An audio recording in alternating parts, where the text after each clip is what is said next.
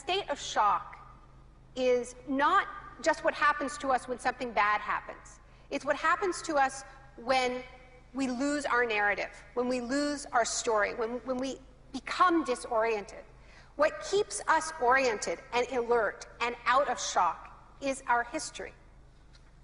So a period of crisis like the one we're in is a very good time to think about history, to think about continuities, to think about roots. It's a good time to place ourselves in the longer human story of struggle.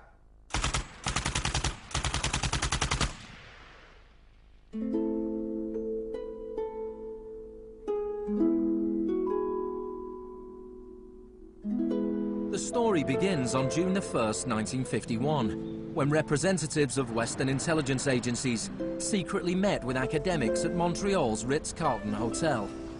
This meeting contributed to military-funded research into the effects of sensory deprivation at McGill University. Sensory deprivation really is a way of producing extreme monotony. It causes loss of critical capacity. The thinking is less clear. The subject complains that he can't even daydream. When you have college students that can't daydream, they're in a bad way. I began to think while we were doing our experiments that it's possible that something that involves physical discomfort or even pain might be more tolerable than simply the deprivation conditions that we studied. Hebb decided to stop work on the research. But I had no idea when I suggested that what a vicious weapon, potentially vicious weapon, this could be. These are the days and hours are the occasions. But experiments at McGill continued under the ambitious head of psychiatry, Dr. Ewan Cameron. What he did was much more than what we had done. We did our work strictly with the understanding that the subject could get up and walk out at any point he wished to, and some of them did. Cameron's patients were not so lucky. The Allen Memorial Institute, where he worked, began to resemble a macabre prison, where Cameron performed bizarre experiments on his psychiatric patients. Cameron wanted to de-pattern or wipe clean his patient's mind, so he could rebuild them from a blank slate. Janine Huard was a young mother of 4, suffering from postnatal depression. I used to shiver when they told me about, you're going to get a shock treatment tomorrow. I used to shiver. I was so scared of it.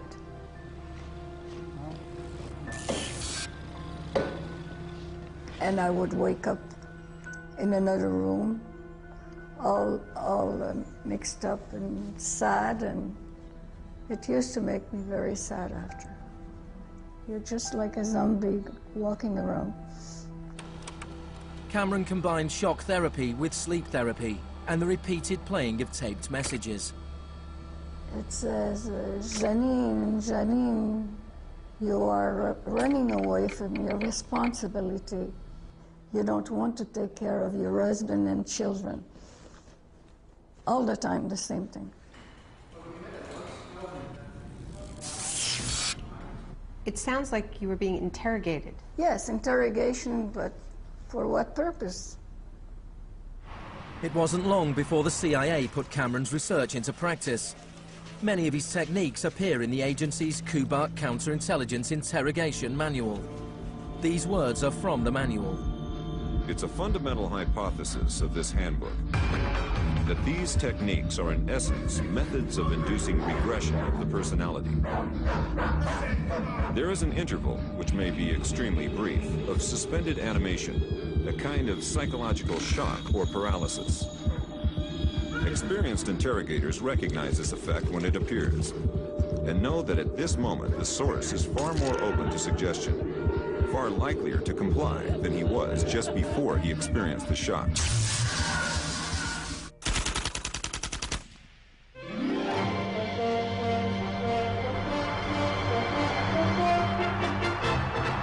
At the same time as Ewan Cameron was conducting his experiments in Montreal, an exponent of another kind of shock was working not so far away. Milton Friedman was teaching economics at the University of Chicago. He believed economic shock therapy could encourage societies to accept a purer form of deregulated capitalism. In October 2008, in the midst of the biggest financial crisis since 1929, Naomi Klein went to the University of Chicago to talk about Milton Friedman. When Milton Friedman turned 90, the Bush White House held a birthday party for him. And everyone made speeches, including George Bush. But there was a really good speech that was given by Donald Rumsfeld. My favorite quote in that speech from Rumsfeld is this. He said, "Milton is the embodiment of the truth that ideas have consequences." What I want to argue here is that the economic chaos that we're seeing right now on Wall Street and on Main Street and in Washington stems from many factors, of course, but among them are the ideas of Milton Friedman. The Wall Street crash of 1929 led to the Depression of the 30s.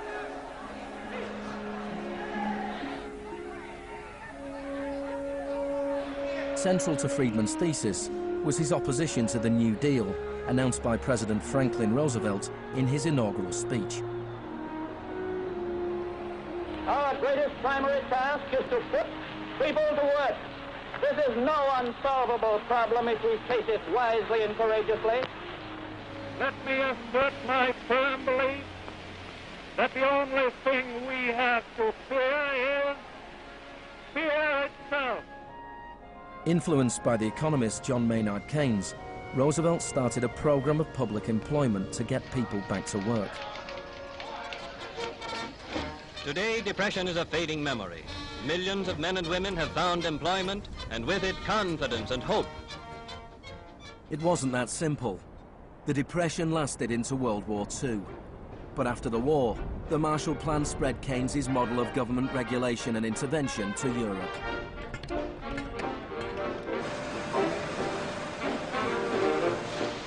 His principles were widely accepted, but not in the economics department of the University of Chicago. Milton Friedman from this university waged a war against the New Deal. Friedman was a member of a group called the Mont-Pelerin Society, led by the Austrian economist Friedrich von Hayek. They believed that if governments stopped providing services and stopped regulating markets, the economy would correct itself. In the 50s, they were seen as cranks, but over the last 30 years, their ideas have become the dominant economic doctrine.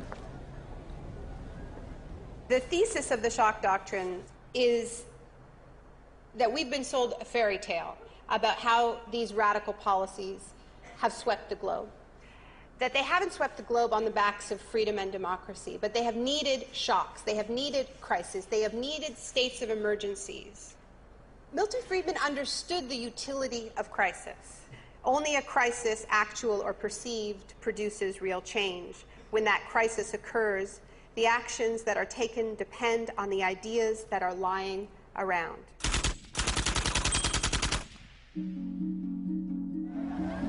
It was in Chile that Friedman's disciples first learned how to exploit a large-scale shock or crisis. Usually the official storytellers of neoliberalism, the official publicists, don't even mention Chile.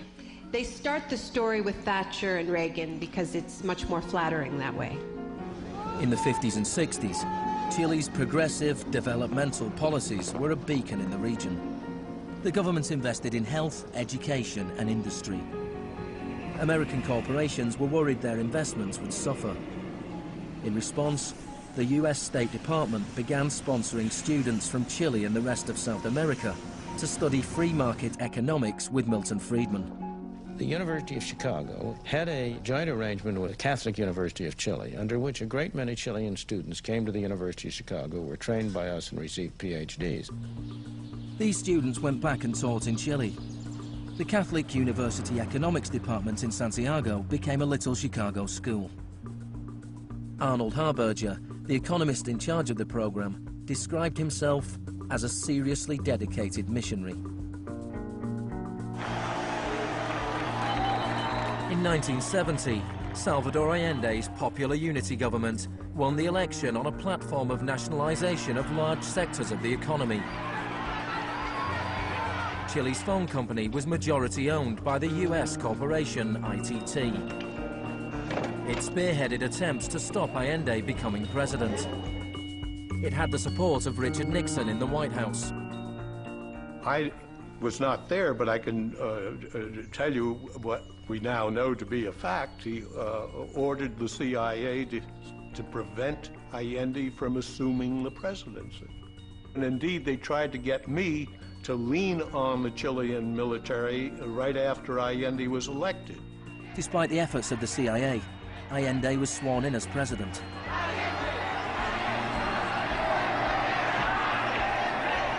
Richard Nixon ordered the CIA director to make the economy scream. Señor Nixon es presidente de Estados Unidos y yo soy presidente de Chile. Yo no tendré un término despectivo contra el señor Nixon mientras el señor Nixon respete al presidente de Chile. Preparations began for the military coup. The Chilean Chicago boys started work on a 500-page economic blueprint called the BRIC. With US funding, everything was done to destabilize the economy. Truck drivers went on strike, bringing factories and shops to a standstill. There was a failed coup attempt on June the 29th, 1973. And then on September the 11th, with General Pinochet leading the army, the assault began on the presidential palace.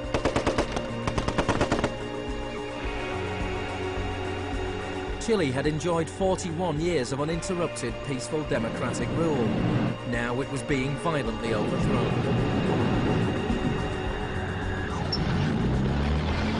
Pinochet and his supporters described the coup as a war. It was certainly designed to look like one. It was a Chilean precursor to shock and awe.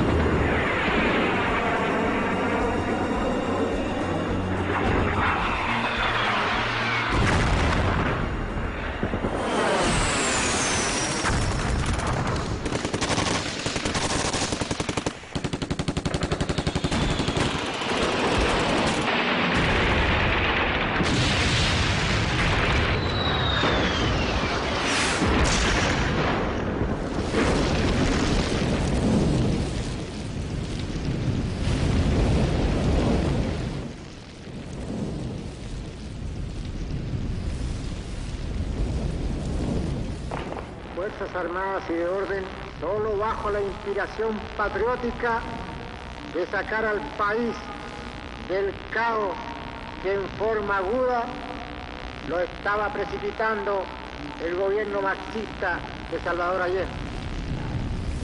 The Chicago boys delivered their economic blueprint, the BRIC, to Pinochet.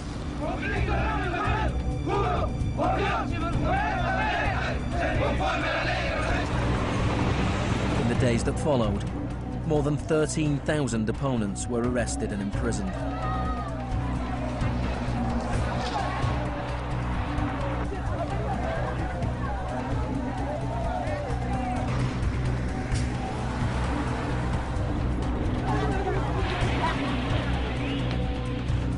Thousands of prisoners were held in the National Stadium. Many were tortured. Chile became notorious around the world. ¿Cuántas personas?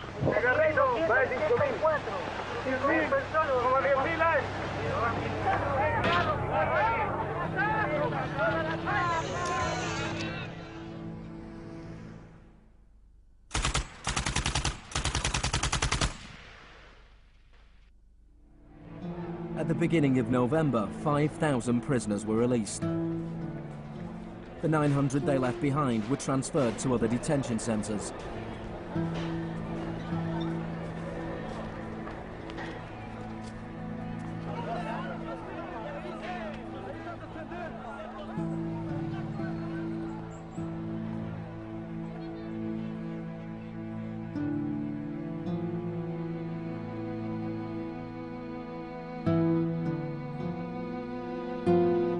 Less than a month later, FIFA allowed Chile to play a World Cup qualifier in the very same stadium. Their opponents, the Soviet Union, refused to play there, so Chile were allowed to score into an open goal and went through to the 1974 World Cup finals.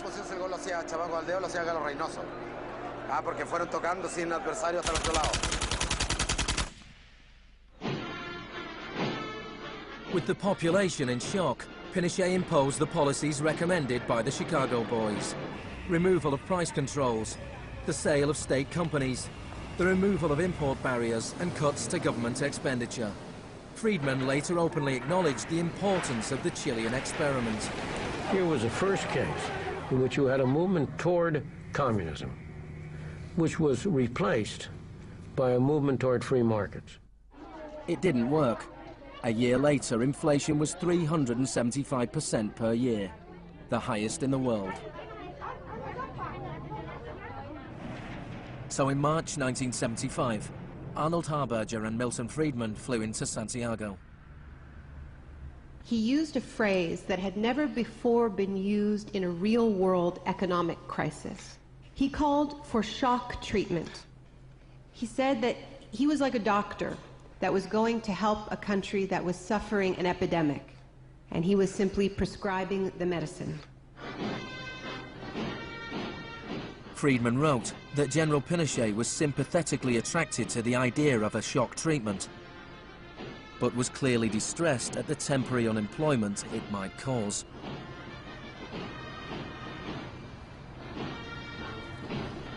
It rapidly became clear that Friedman's economic policies benefited the wealthy at the expense of the poor. It was calculated that a family trying to live on the average wage had to spend 74% of its income on bread. Items such as bus fares or milk became luxuries, and Pinochet got rid of free milk in school, a move that echoed the controversial policy of the young education minister in Britain, who would later become his friend.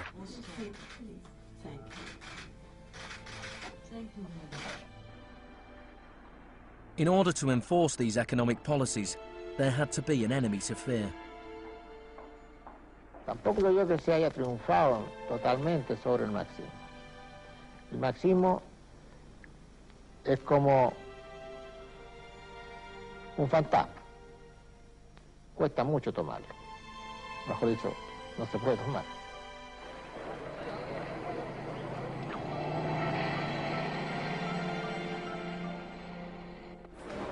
Friedman and Harberger argued that free market economics went hand in hand with freedom and democracy. But in Chile, where their ideas were being implemented within the context of a military dictatorship, the opposite was true. Many in Latin America saw a direct connection between the economic shocks that impoverished millions of people and the epidemic of torture inflicted on those who believed in a different kind of society. One of those was Orlando Letelier. Letelier had been Allende's ambassador in Washington. He spent a year in one of Pinochet's prisons before being exiled back to America. In 1976, Letelier wrote, "The economic plan has had to be enforced, and in the Chilean context, that could only be done by the killing of thousands, the establishment of concentration camps all over the country, and the jailing of more than 100,000 persons in 3 years."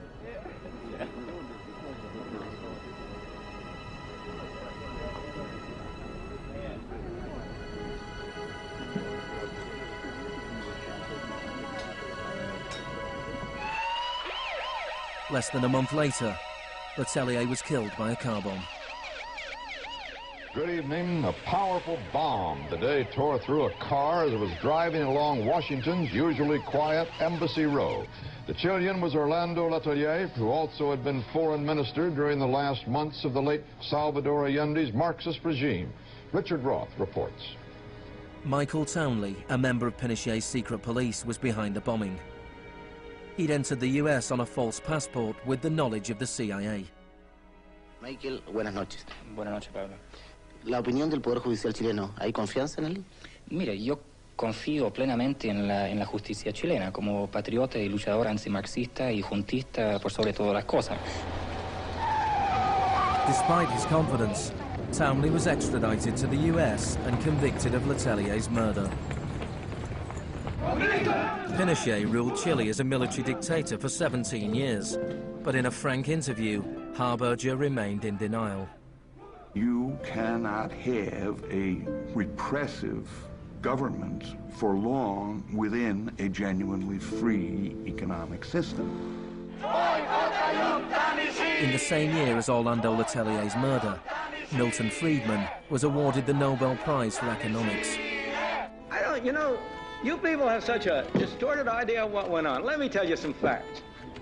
Number one, I was offered 2 honorary degrees by universities in Chile before I went down. I refused to take them because those universities were being supported in part by public funds, and I did not want to appear in any way to provide any support to the political system in Chile. I'm not a representative of Chile. I'm not an advisor to Chile. I have no commitments to the government of Chile.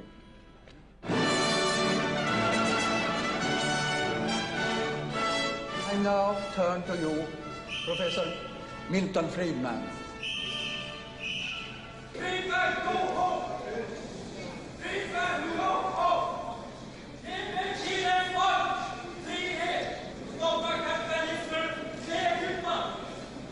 I am very sorry for this incident.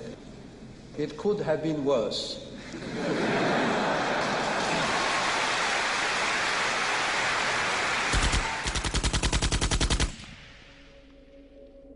What I'm trying to do in the shock doctrine is tell an alternative history of how this savage stream of pure capitalism that we've been living, capitalism unrestrained, came to dominate the world. Chile wasn't the only country in South America to adopt Chicago school policies. Friedman's disciples held key positions in Brazil and advised the government of Uruguay. Then on March the 24th, 1976, a military coup overturned the government of Isabel Perón in Argentina. A junta of 3 generals took over the country, led by General Videla. Chicago boys landed key economic posts in the military government. They seized the opportunity for major economic and social re-engineering. And within a year of the coup, wages lost 40% of their value, factories closed, poverty spiraled. Just as in Chile, people had to be terrorized into accepting these economic policies. Videla learned from Pinochet's experience. He adopted the tactic of disappearing people. Striking a balance between public and private horror, disappearances were often carried out in broad daylight, but could always be denied.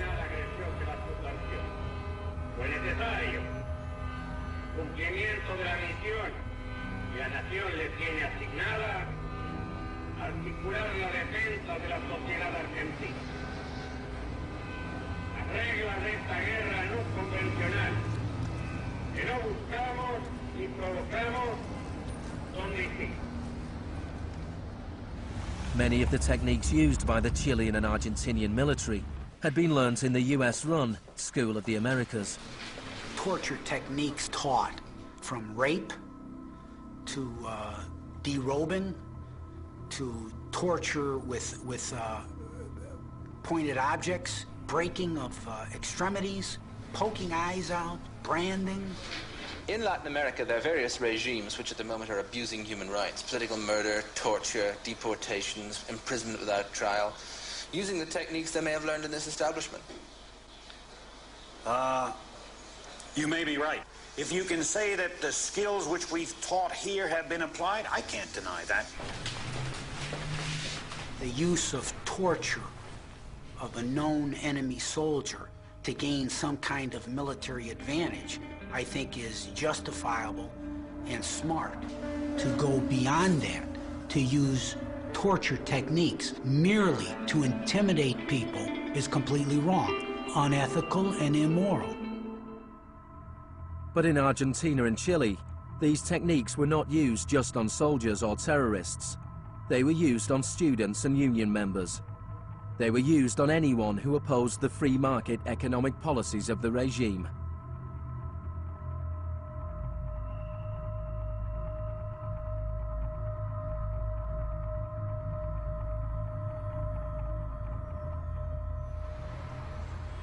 In 1978, the Argentine junta hosted the World Cup. The final was played in the stadium less than a mile away from the biggest detention camp in the country, where thousands of prisoners were held in torture chambers. Decir que con los goles, con el grito de gol, se tapaba la voz de los secuestrados, los gritos de los secuestrados era una realidad. Organización extraordinaria, miles y miles de banderas, miles y miles de gargantas enronquecidas, 25 millones de argentinos que tienen un solo color, el celeste y blanco. El fútbol ha hecho el milagro del país, de este país maravilloso que nos siguen atacando a aquellos que... And Argentina took their terror regime one step further than Chile. Among the disappeared were hundreds of pregnant women, women who were allowed to give birth before being murdered. De todas aquellas mujeres que estaban embarazadas, les permitieron tener a sus hijos para una vez que nacieran sacárselos. Y eso sucedió con 500. Yo soy uno de esos 500. Those children, many of whom were raised by families connected to the military, were a powerful reminder of the junta's project to re-engineer an entire society.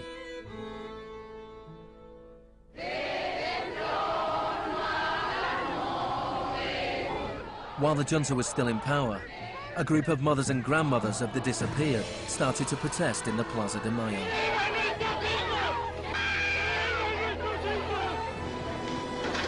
They turned detective, searching for the disappeared children.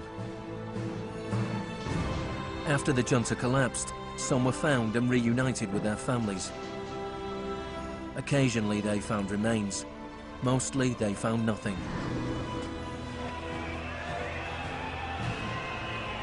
General Videla was found guilty of murder, kidnapping and torture.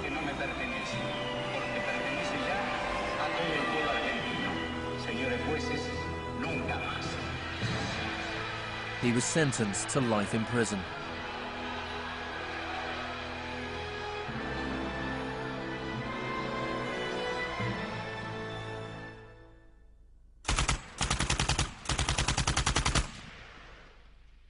Early experiments in Latin America presented Friedman and his cohorts with a serious ideological problem. Friedman had promised that these policies would not just make the elites richer, but that they would create the freest possible societies, that this was a war against tyranny, that capitalism and freedom went hand in hand. Yet here we see that in the 70s, the only countries putting these ideas into practice were military dictatorships. Nixon had fully supported imposing these types of brutal free market policies in South American dictatorships. But when it came to domestic economic policy in the United States, where Nixon had to worry about getting reelected, it was a very, very different story.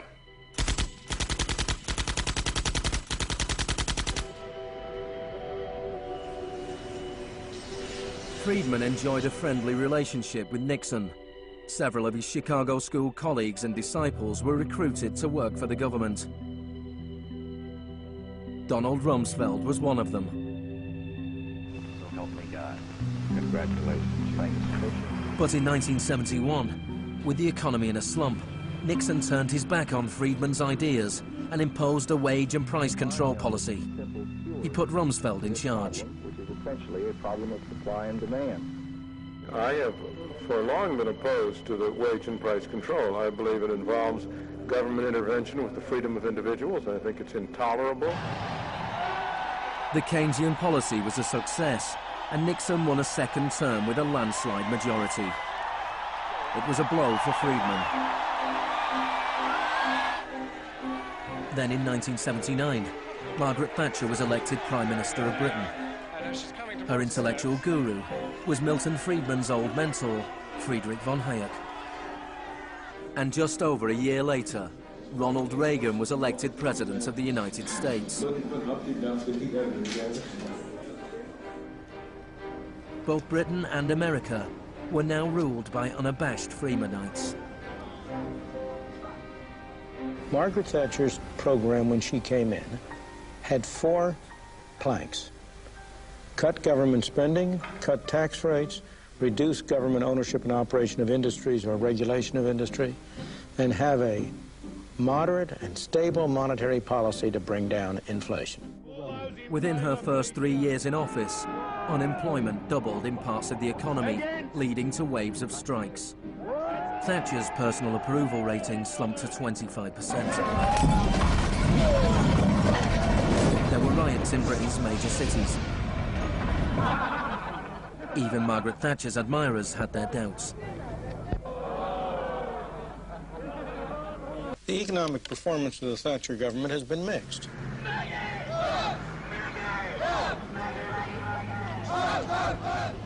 To those waiting with bated breath for that favorite media catchphrase, the U-turn, I have only one thing to say.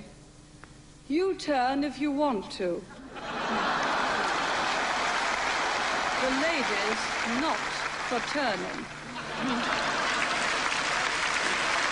Friedrich von Hayek urged Thatcher to copy Pinochet's economic shock therapy policies. Thatcher replied, "In Britain, with our democratic institutions and with the need for a high degree of consent, some of the measures adopted in Chile are quite unacceptable." Thatcher's profound unpopularity seemed to be proving once again that free market fundamentalism was simply too unpopular, too directly harmful to too many people to survive in a democratic state where governing requires getting the consent of the governed, unlike a military dictatorship. What pulled Thatcher back from the abyss and ultimately saved the project was a crisis. Indeed, it was the ultimate crisis. It was a war. We are here because for the first time for many years, British sovereign territory has been invaded by a foreign power. The government has now decided that a large task force will sail as soon as all preparations are complete. HMS Invincible will be in the lead. Most people in Britain had never even heard of the Falklands.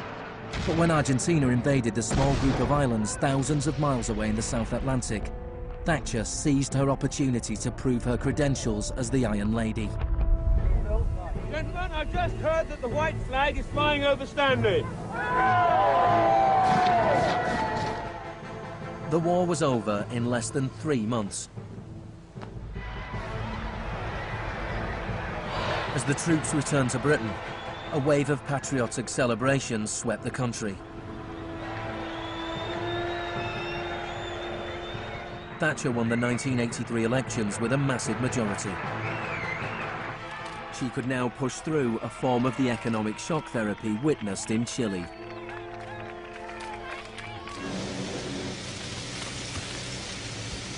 The most powerful union in Britain was the National Union of Mine Workers.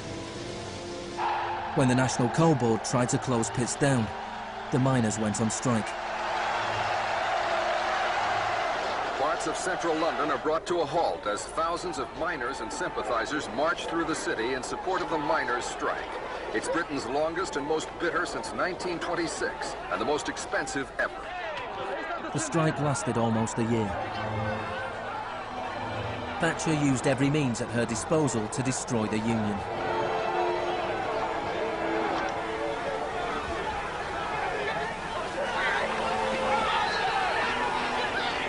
Eventually, the miners were defeated.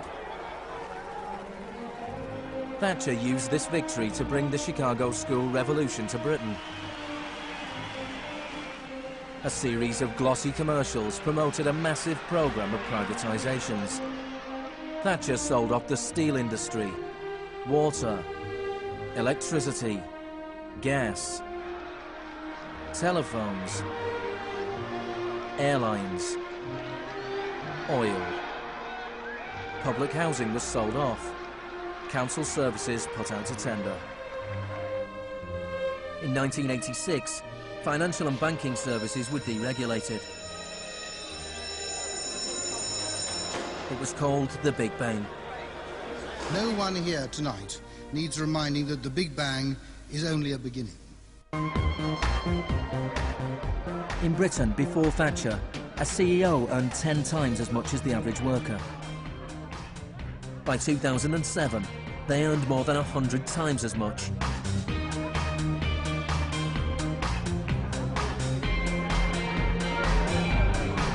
In the US, before Reagan, CEOs earned 43 times as much as the average worker. By 2005, they earned more than 400 times as much. Friedman openly acknowledged the importance of Thatcher and Reagan in the spreading of Chicago school policies around the world. The coincidence of Thatcher and Reagan having been in office at the same time was enormously important for the public acceptance worldwide of a different approach to economic and monetary policy. Thank you very much. What I'm describing now is a plan and a hope for the long term. The march of freedom and democracy, which will leave Marxism, Leninism on the ash heap of history as it has left other tyrannies which stifle the freedom and muzzle the self-expression of the people.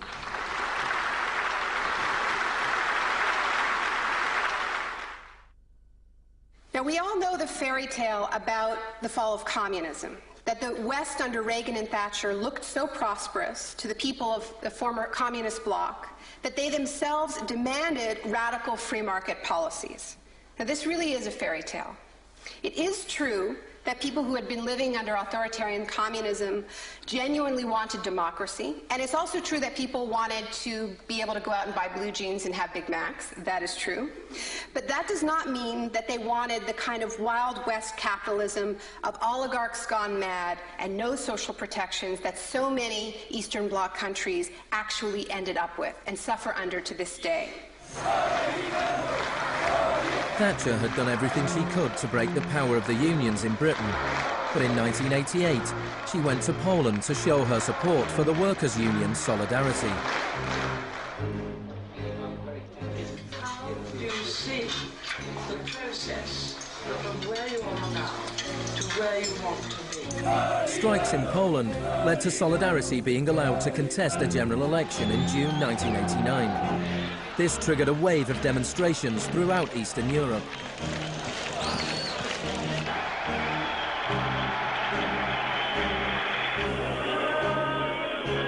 In the past, the Soviet Union had used military force to crush democratic movements. But the Soviet Union had a new type of leader, Mikhail Gorbachev, who was committed to glasnost and perestroika. He talked about a third way, a gradual transition to Scandinavian-style social democracy, something between free market capitalism and communism. Gorbachev charmed the public and politicians of the West. He's a bold, a determined and courageous leader. Gorbachev stood and watched as one by one the old communist regimes collapsed.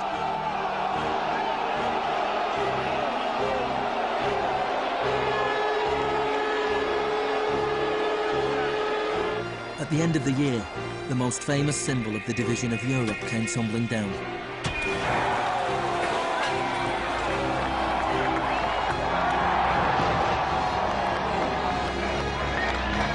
For Friedman and the Chicago boys, a whole new world opened up.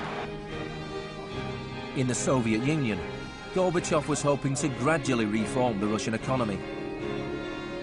In 1991, Gorbachev was invited to the G7 summit in London.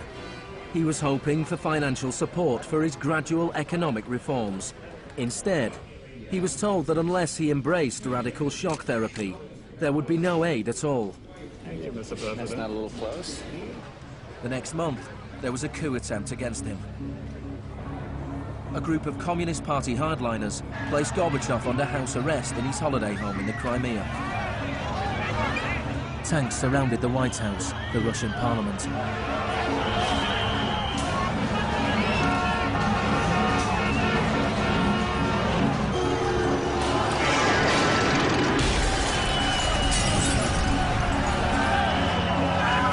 Amid the chaos of street clashes, it was obvious that to reinforce their position, the hardliners would have to resort to violence. Such action between the people and the security forces has not been seen since the early days of the Russian Revolution. By dawn this morning, amid a sea of debris, it was becoming clear that the coup was disintegrating. The Russian parliament building was unscathed, the military had not made their move. Inside, Boris Yeltsin was more powerful than ever.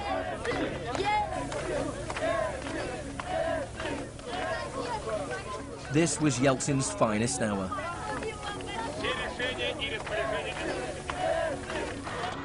Gorbachev was released and he returned to Moscow, but he had lost much of his power. Я выражаю признательность за принципиальную позицию россиянам, президенту России Борису Николаевичу Ельцину. In December 1991, the Soviet Union was dissolved, a profound shock for the Russian people. Yeltsin was now in charge of economic policy for the Russian Federation. The free market came to Russia. There was chaos. The adoption of Chicago school policies in Russia marked the beginning of a new chapter in the free market crusade. It was all shock, no therapy.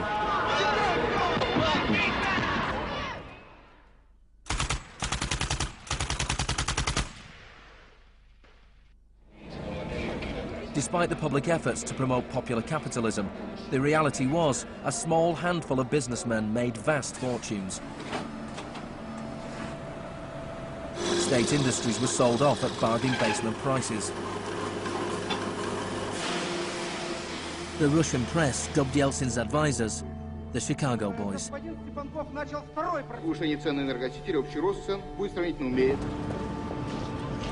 Yeltsin's shock therapy meant that in 1992, the average Russian consumed 40% less than in 1991. A third of Russians fell below the poverty line, and wages weren't paid for months. One expert today predicted 140 million Russians will soon be living below the poverty line. Corruption was rife. Organized crime boomed. Moscow became the new Wild West.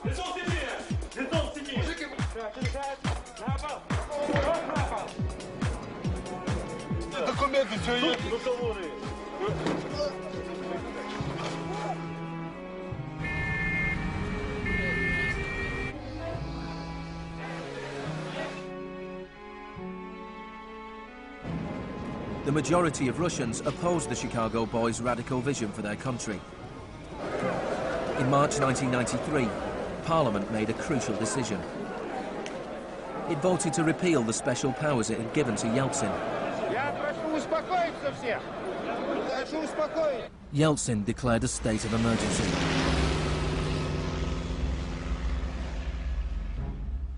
The Constitutional Court ruled that it was illegal.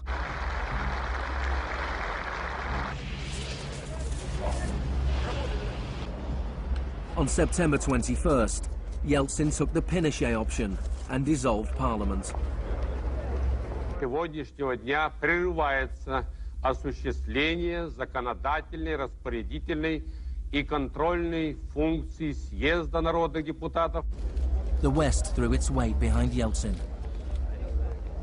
We feel that Boris Yeltsin is the best hope for democracy in Russia. 2 days later, Parliament voted to impeach Yeltsin by 636 votes to 2. Thousands of supporters of the Parliament gathered outside the White House and marched on the television station.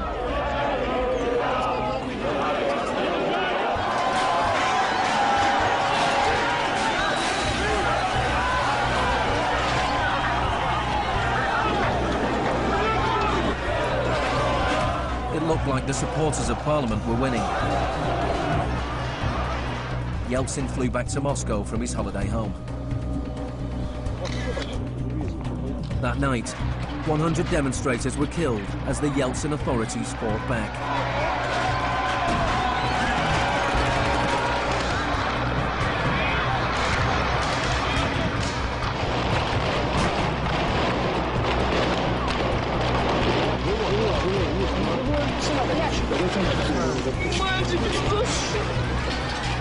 On the 4th of October, he ordered troops to storm the White House, shelling the very building he had defended 2 years earlier.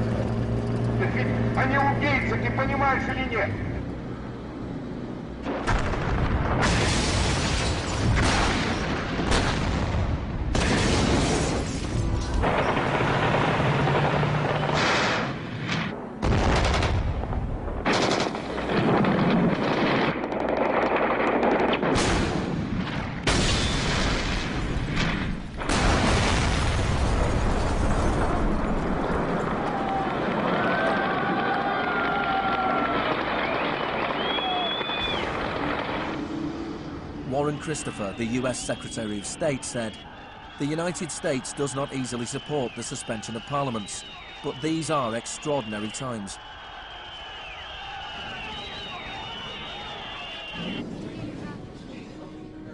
Yeltsin now had absolute power. With the advice of his Chicago boys, he ruled through a form of crony capitalism. Even more state industries were sold off, creating a new class of billionaire businessmen with huge political influence, the oligarchs. By 1998, 80% of Russian farms were bankrupt and 70,000 state factories were closed. In 8 years, the number of people living in poverty increased by 72 million. Meanwhile, Moscow would go on to have more billionaires than any other city in the world.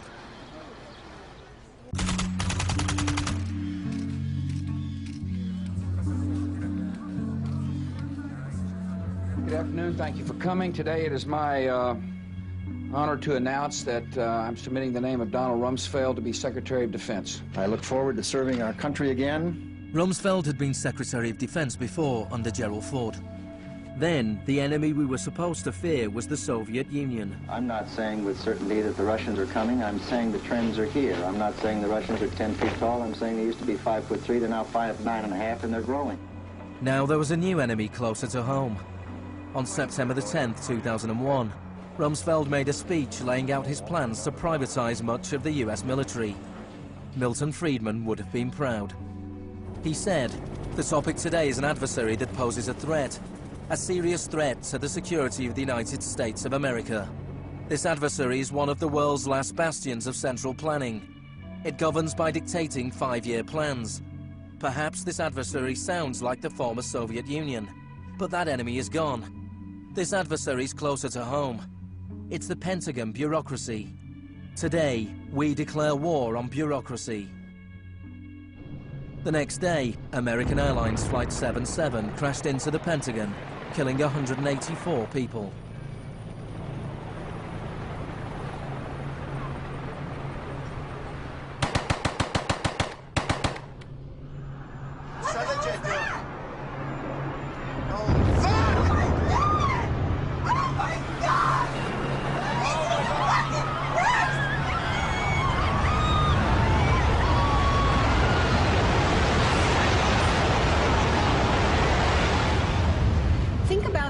Feeling after those attacks.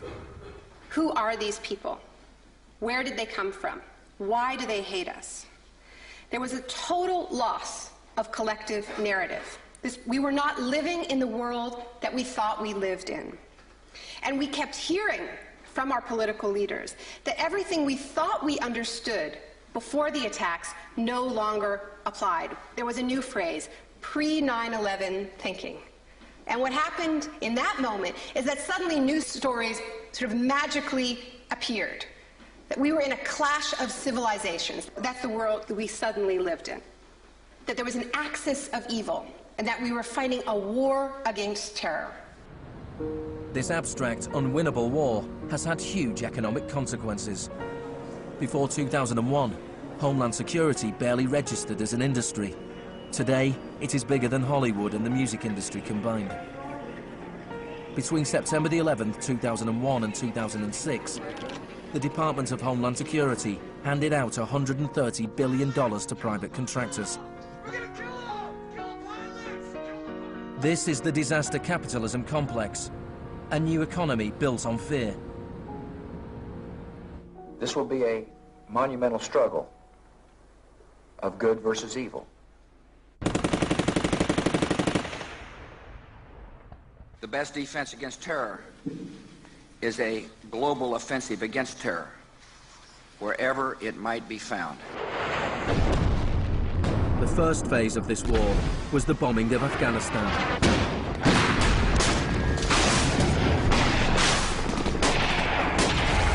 The Taliban government was quickly overthrown. The aftermath of the war was more complicated. Our fight against terrorism began in Afghanistan, but it will not end there. We're primarily looking at detainees that we can use. We're collecting intelligence.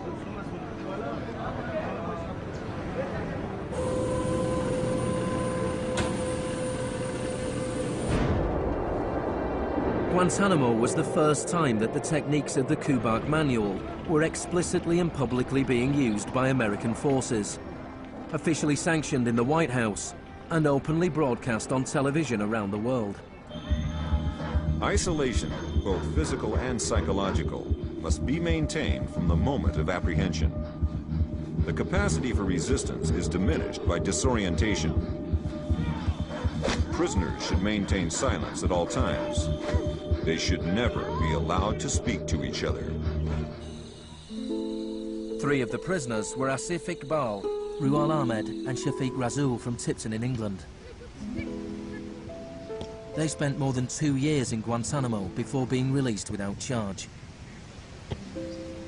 Mentally, yeah, you couldn't speak to nobody, you couldn't do nothing, you couldn't stand up.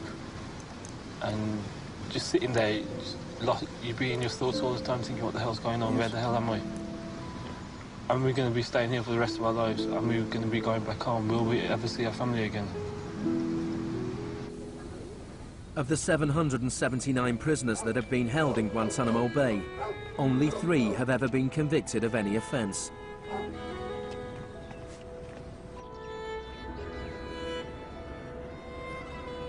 Well, the only thing I know for certain is that these are bad people. It was a message to the whole world. And the message was clear. It was, this is what happens to you if you get in our way. The war on terror is not about one man, and it is not about one country. There were many justifications given for the invasion of Iraq. But if the US had really wanted to attack a country where the leaders of Al-Qaeda were thought to be hiding, which had nuclear weapons and was selling nuclear technology to other countries, then Pakistan would have been the obvious choice. It had close connections to the Taliban and was being run by a military dictator. Instead, George Bush chose to target Iraq, a country with the 3rd largest oil reserves in the world.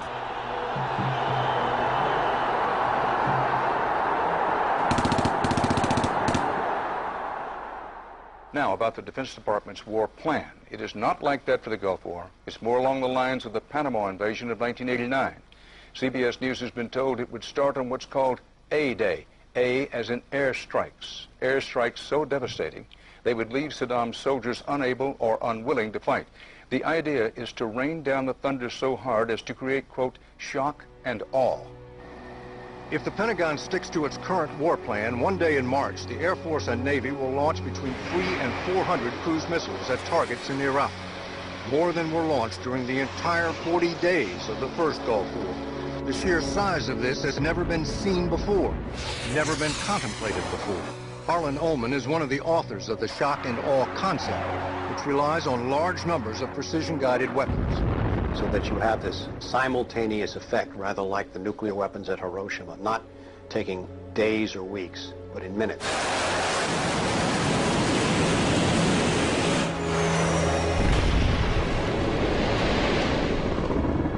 You also take the city down.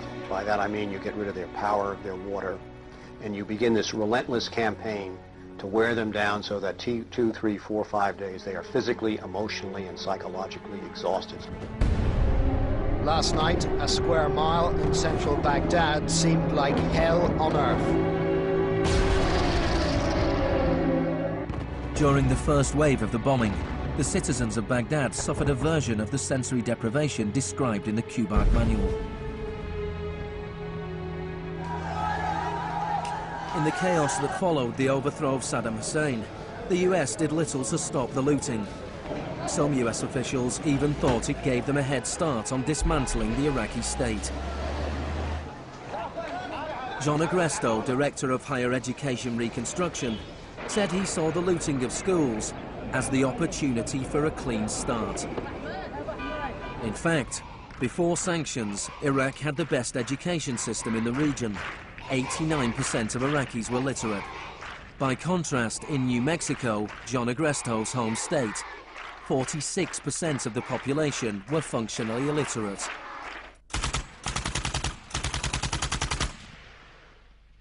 Iraq, you had three distinct forms of shock that were all working together and reinforcing each other. You had the shock of the war, which was immediately followed by economic shock therapy imposed under Paul Bremer. And as resistance to that economic transformation, that very rapid economic shock grew, you had the shock of enforcement, including torture. Three different kinds of shock.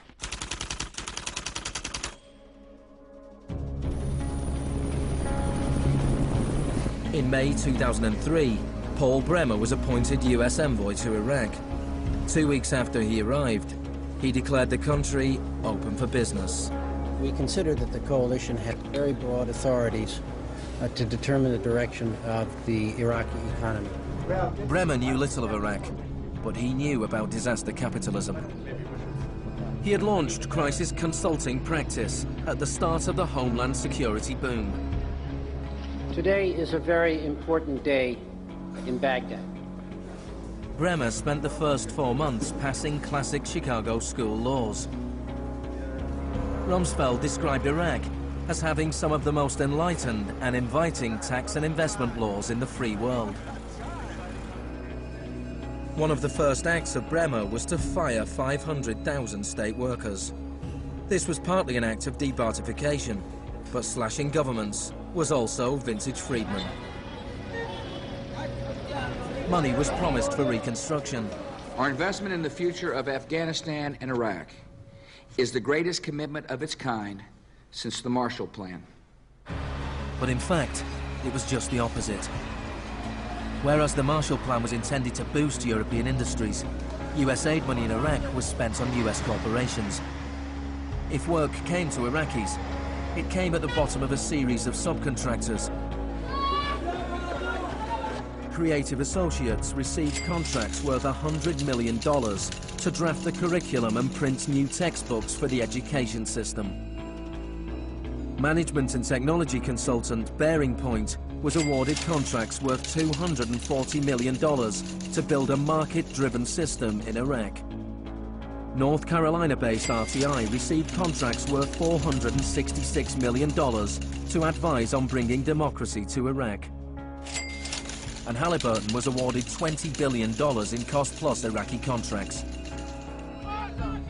Parsons was handed $186 million to build 142 health clinics. Only 6 were ever completed. The basic electricity and water supplies hardly improved, despite billions being spent in the first 4 years. We're going to succeed here, and when we succeed here, we will have done something important, not just for 25 million Iraqis. We will have done something that serves Western interests in this whole region. Even the new Iraqi currency was printed abroad. Let me show you an example of these notes. The US even paid private contractors to monitor the work of the private contractors who won contracts.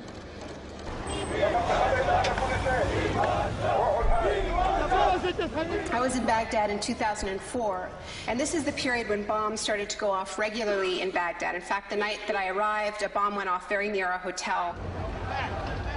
But what was really striking to me in this period was that despite the violence and despite the chaos, the next day, Iraqis were out in the streets protesting. 19 killed and 100 injured in Najaf. And what they were demanding at this time was elections, the right to actually have a say in what the post-Saddam era would look like. Now, in the early days of the occupation, the protests were peaceful, but as time went on, and the protests didn't have an effect, more and more Iraqis joined the armed resistance.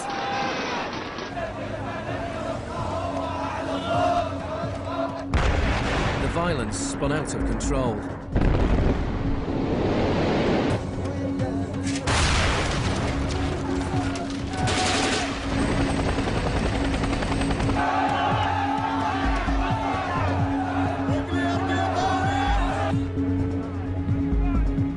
As in South America 3 decades earlier, bodies were often dumped by the roadside as a warning to others.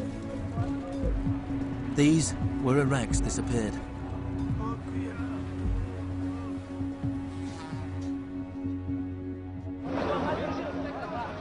Extremely aggressive measures were needed to suppress the opposition.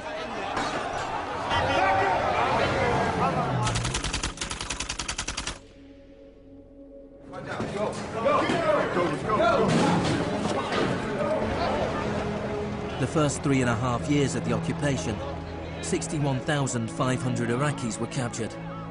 By spring 2007, 19,000 remained in custody. In prison, they were interrogated using techniques that could be traced to those devised by the CIA from Ewan Cameron's experiments in the 50s.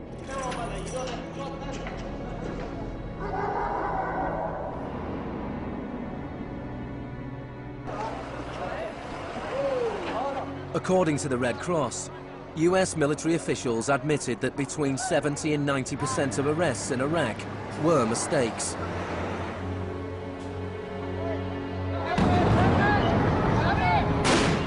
The chaos in Iraq seems like a defeat for shock therapy. But in Iraq, disaster capitalism moved on. Now the disaster itself provided the opportunity for profit.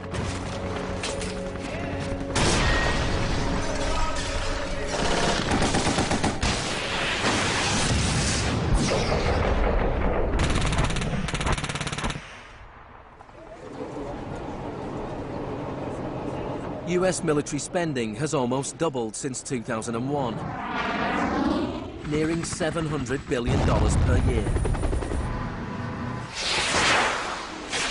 As long ago as 1961, President Eisenhower, not a noted liberal, warned of the danger of a too powerful military. Now, this conjunction of an immense military establishment and a large arms industry is new in the American experience. We must guard against the acquisition of unwarranted influence, whether sought or unsought, by the military-industrial complex. We must never let the weight of this combination endanger our liberties or democratic processes. The war in Iraq is the most privatized war in modern history. The Green Zone in Baghdad is an extreme version of what is happening around the world. A privatized, secure world protected from the chaos outside.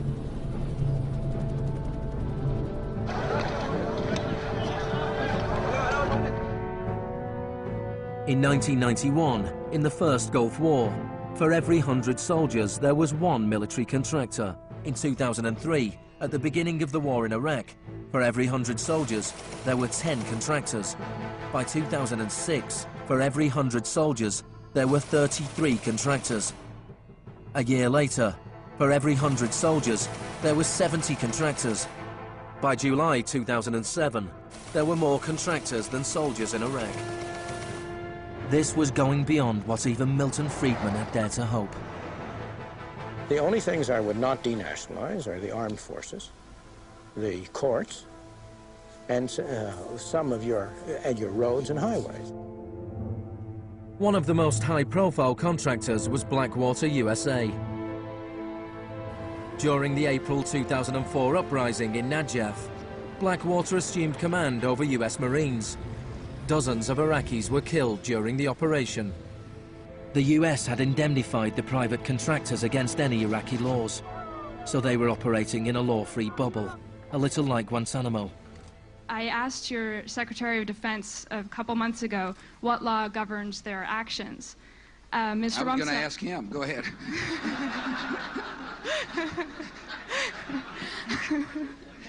Help. Well, I was hoping...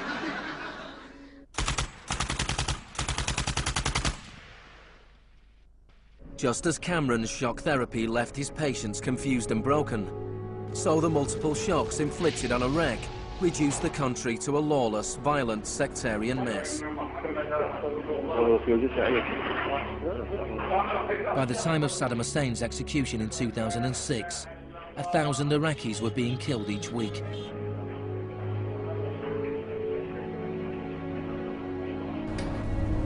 By April 2007, the United Nations High Commission for Refugees estimated 4 million people had had to leave their homes.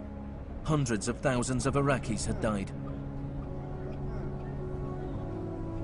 I think the historians will write very clearly that we did a great and noble thing here.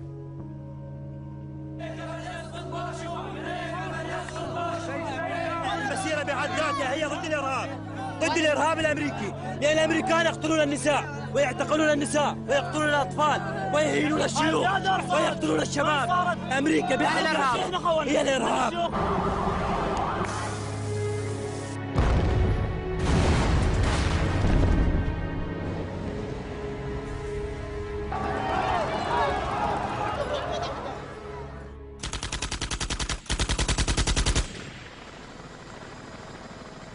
When Hurricane Katrina hit New Orleans in August 2005, the world was shocked to witness a sort of disaster apartheid. The economically secure drove out of town, while tens of thousands of the vulnerable were stranded with little or no help from the state.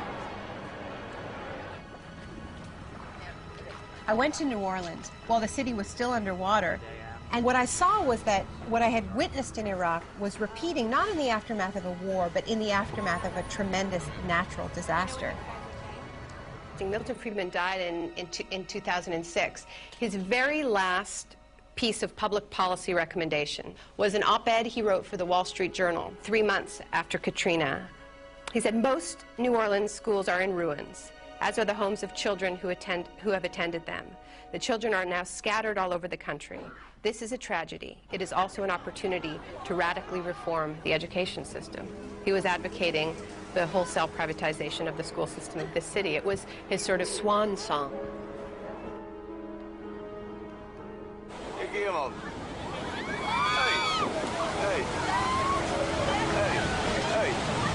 I'd witnessed a similar process in Sri Lanka in the aftermath of the 2004 tsunami.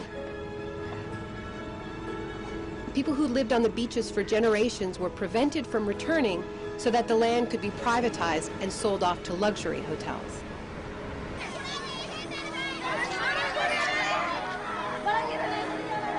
And this is exactly what I mean by the shock doctrine, the systematic raiding of the public sphere in the aftermath of a disaster, when people are too focused on the emergency, on their daily concerns, to protect their interests.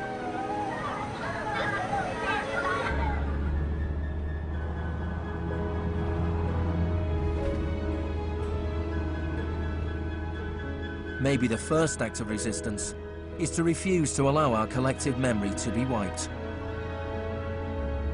In 2008, Naomi Klein visited Villa Grimaldi with Isabel Morel, the widow of Orlando Letelier. Villa Grimaldi is a memorial to the cruelty of the Pinochet regime and to its eventual defeat. Villa Grimaldi fue el principal centro de tortura mientras se buscaba implementar la política de shock económico. Esta es la que tú señalas en el libro como las casas de uno por uno donde estaban los detenidos en Villa Grimaldi. It's not that I loved Pinochet, but I think that he was our teacher in many things. We learned about evil.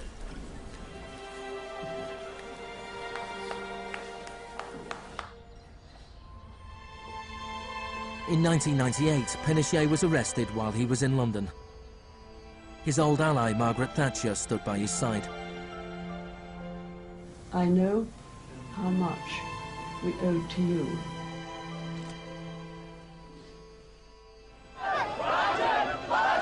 It took 30 years for the economic experiment originally test-driven by Pinochet to make its way around the globe to Iraq. But the similarities between past and present are startling. between Pinochet's concentration camps and Bush's Guantanamo detention center, between the disappeared in Chile and those in Iraq,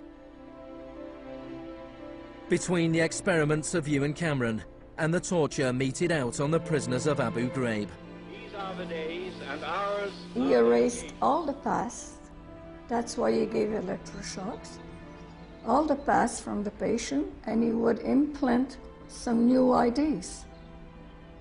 But Janine resisted. In 1988, the CIA agreed to pay compensation to Janine and other victims of Ewan Cameron's experiments. Janine, are you proud that they tried to break you and that you have fought so hard and won? In a way I am. In a way I am. Because I must have some willpower seeds in me. It is very, very hard to fight a government. People would tell me, Janine, you don't fight a government. What's the matter with you? They're too big. But I had faith that we would win.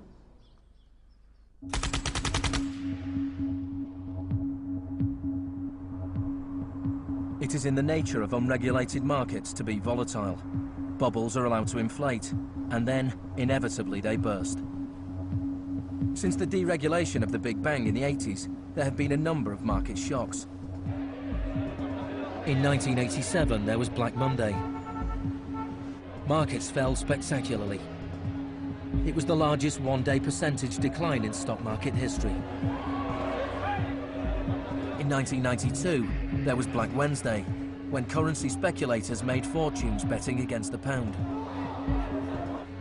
In 1997, there was the Asian contagion. In 1 year, $600 billion disappeared from the stock markets of Asia.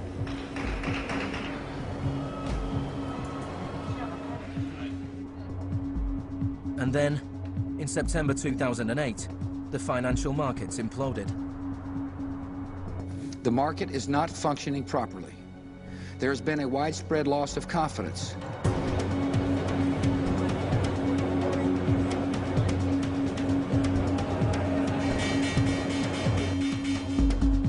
On September the 15th, Lehman Brothers filed for Chapter 11 bankruptcy protection. Yet only 1 week later, it was announced that workers at their New York office would share $2.5 billion in bonuses. It is estimated that Wall Street firms paid $18.4 billion in bonuses last year, the year of the crash. Despite the torrent of populist rhetoric about taking on the fat cats and standing up for the little guy and saving Main Street, not Wall Street, we are witnessing a transfer of wealth of unfathomable size. It is a transfer of wealth from public hands, from the hands of government, collected from regular people in the form of taxes, into the hands of the wealthiest corporations and individuals in the world. Needless to say, the very individuals and corporations that created this crisis. We are in the midst of a once-in-a-century credit tsunami. I found a flaw. I don't know how significant or permanent it is, but I've been very distressed by that fact. In the United States, it was the financial crisis that secured Obama's victory. Americans wanted to change course. Hello, Chicago!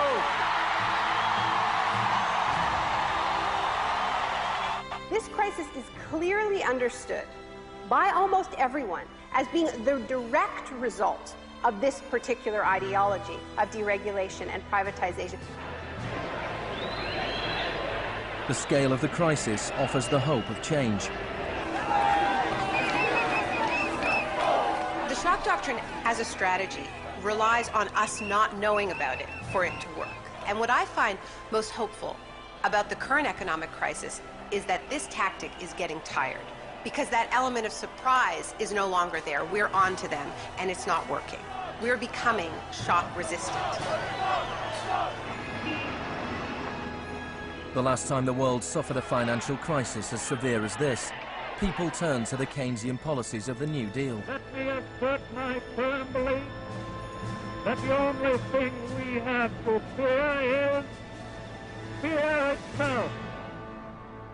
More than 1 million people came to Washington to hear Obama's inauguration speech. Many journalists made comparisons with FDR. Now, there's been a lot of talk recently about comparing Obama to Franklin Delano Roosevelt. So I want to talk a little bit about FDR, because there's a great FDR story, and it could be an apocryphal one, about when he would be visited by some progressive organization or a union, and they would be proposing some new progressive policy that they wanted to be part of the New Deal. And he would hear them out, and he would listen to them, and then at the end he would say, "Now go out there and make me do it." And they did.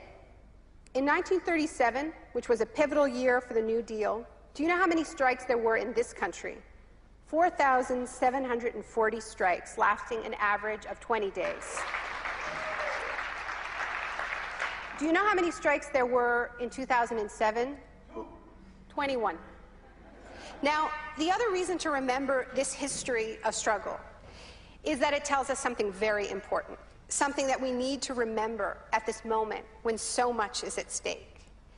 It teaches us that if we want responses to this economic crisis that leave us with a world that is healthier, that is more just, that is more peaceful, we are going to have to go out there and make them do it. Thank you.